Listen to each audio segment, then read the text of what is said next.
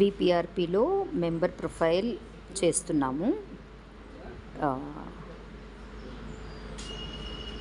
ఇంటి ప్రొఫైల్లో సభ్యుల వారీగా మనం తర్వాత చివరి రక్షణ ఇలా కొట్టుకుంటూ వెళ్ళిపోతున్నాం. ఇలా అందరి సభ్యులది చేసేస్తాం. రైట్. ఇది అయిపోయిన తర్వాత బ్యాక్ రావాలి. బ్యాక్ వచ్చి మనం చేసే సంఘం ఏది, ఇప్పుడు చేసిన వాటికి ఇలా టిక్ మార్క్ వస్తుంది. ఓకే, ఇప్పుడు మనం చేసేది తెలుగు తల్లిలో ప్రొఫైల్ చేసాము, ప్రణాళిక చెయ్యాలి. ఓకే, ఈ ప్రణాళికలో ఈమెని నేను సెలెక్ట్ చేస్తున్నాను. నూర్జహాన్ తీసుకున్నా. ఈ నూర్జహాన్కి ఏం కావాలి ఇక్కడ ఒకసారి క్లిక్ చేసి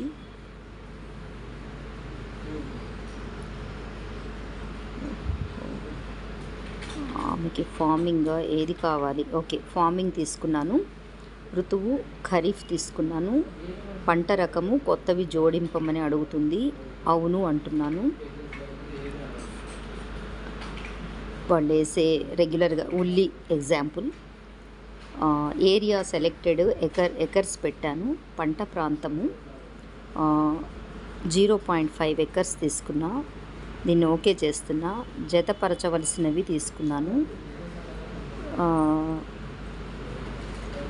దీంట్లో కేటగిరీ సపోర్ట్ ఇన్పుట్ తీసుకున్నాను. ఇన్పుట్లో ఎరువులు తీసుకుంటున్నాను. ఓకే, ఇది తీసుకొని జీవనోపాధుల ప్రణాళికకు తిరిగి వెళ్ళుట. ఇది చేశాం. ఒక నిమిషం. ప్లాన్ చేయవలసిన పనుల్లో టైప్ ఆఫ్ ఇంకా అవసరం లేదు. ఓకే, జీవనోపాధుల ప్రణాళికకు తిరిగి వెళ్ళుట.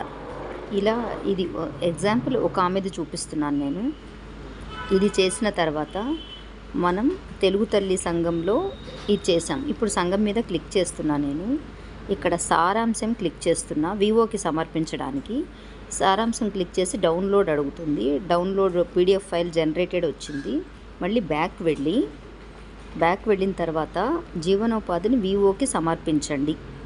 ఓకే, ఇక్కడికి వచ్చి వివోఏ కమెంట్ అడుగుతుంది. కింద నుంచి SHG profile and plan completed అనేది పెట్టి సమర్పించాం. ఓకే, ఇది అయిపోయింది. ఓకే, విజయవంతంగా సమర్పించబడింది. ఇది మనం ఎస్హెచ్జిని వివోకి సమర్పించడం.